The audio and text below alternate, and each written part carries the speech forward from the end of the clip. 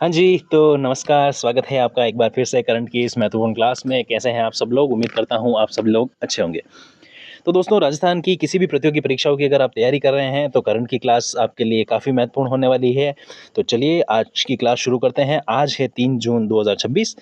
तो आज की महत्वपूर्ण सुर्खियाँ हैं, आयुष्मान भारत डिजिटल मिशन में राजस्थान का स्थान। तो कौन-सा स्थान है, इसके बारे में अपन चर्चा करने वाले हैं।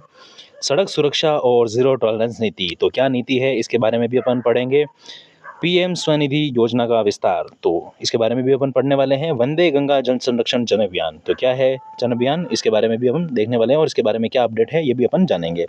केंद्रीय मंत्रियों के साथ शिष्टाचार भेंट और विकास चर्चा, तो क्या विकास चर्चा हुई है ये भी अपन देखने वाले हैं। तो चलिए आ जाइए पहले क्वेश्चन की तरफ।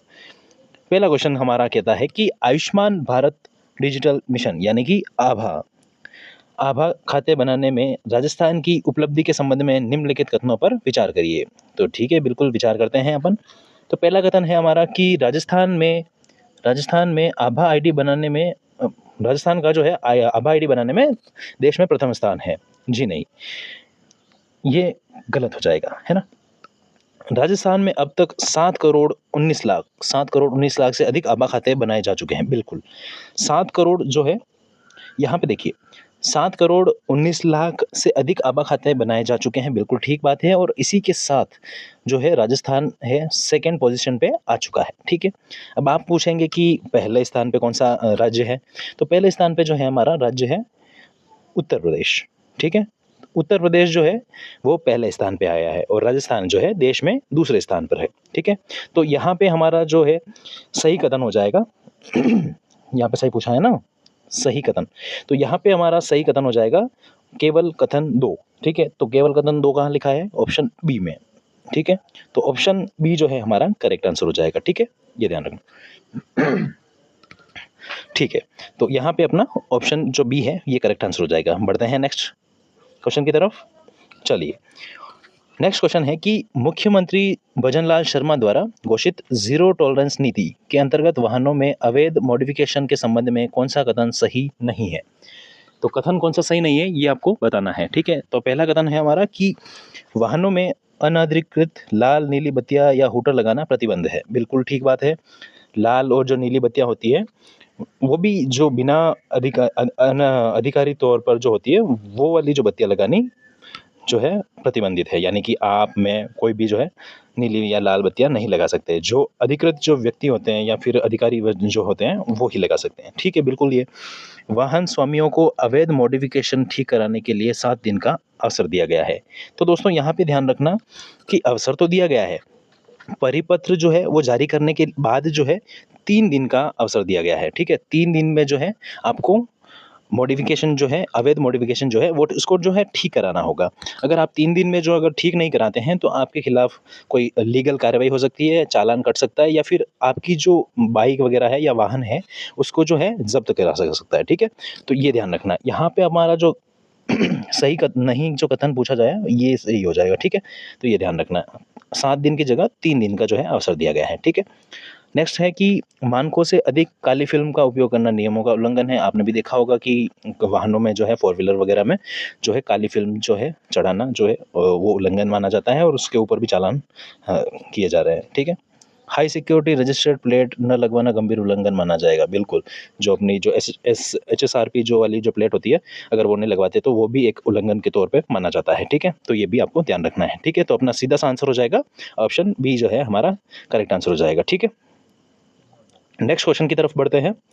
पीएम स्वनिधि योजना के संबंध में निम्नलिखित कथनों पर विचार करिए। ठीक है, तो पहला कथन कह रहा है कि इस योजना में केंद्र सरकार द्वारा मार्च 2030 तक विस्तारित किया गया है। ठीक बात है, मार्च 2030 तक पीएम स्वनिधि योजना को जो है 2030 तक विस्तारित किया गया है। ठीक है, दूसरा कथन कहता है कि इस योजना के तहत केवल 50,000 रुपए तक के कार्यशील पूंजी ऋण की सुविधा उपलब्ध है।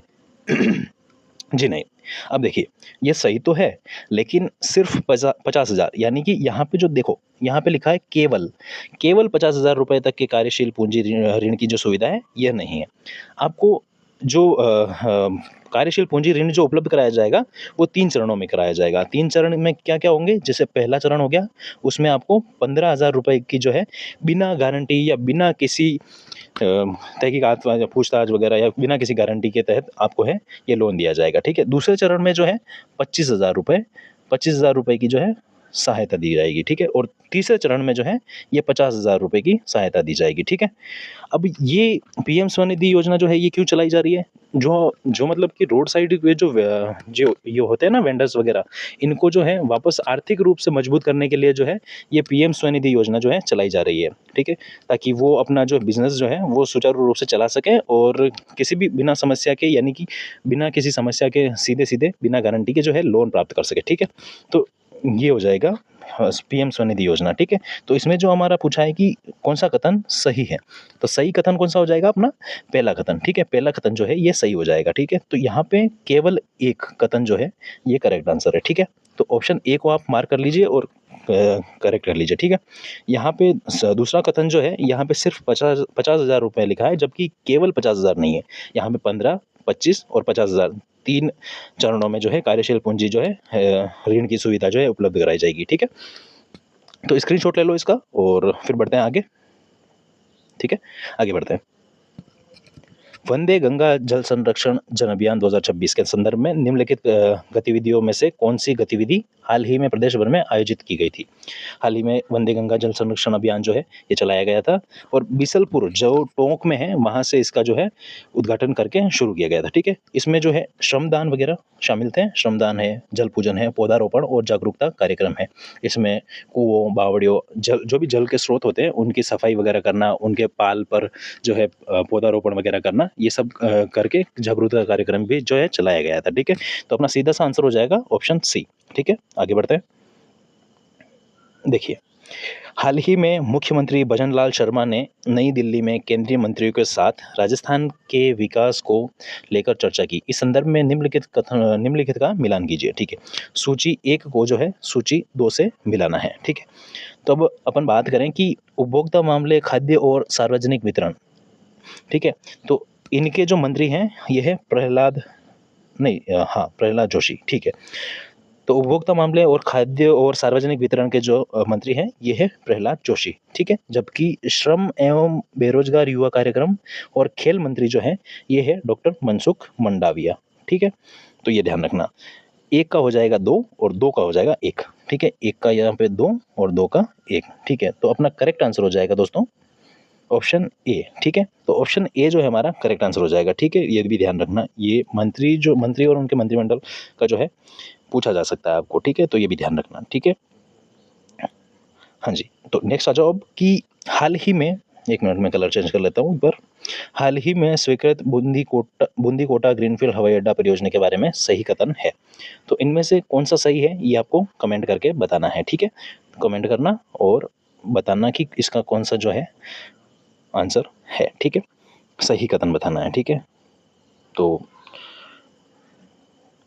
बस, तो यही थी अपनी आज की क्लास। उम्मीद करता हूँ ये क्लास आपके लिए काफ़ी महत्वपूर्ण होगी और आप टाइम टू टाइम रिवीजन कर रहे होंगे, ठीक है। और क्लास अगर आपको अच्छी लगती है तो आप सब्सक्राइब करके मुझे बता सकते हैं कि हाँ क्लास अच्छी लगी है, ठीक है। बाकी आप लाइक कर सकते हैं, कमेंट कर सकते हैं। बाकी अपन मिलते हैं कल की क्लास में, तब तक अपना ध्यान रखना और अच्छे से पढ़ाई करना और टाइम टू टाइम रिवीजन करते रहना, ठीक है। एक बार फिर से क्लास को रिवाइज कर लेना, अगर स्क्रीनशॉट नहीं लिए हैं तो स्क्रीनशॉट ले लेना और करंट से डेली टू डेली अपडेट रहते रहना, ठीक है। बाकी अपन मिलते हैं कल की क्लास में। Thank you.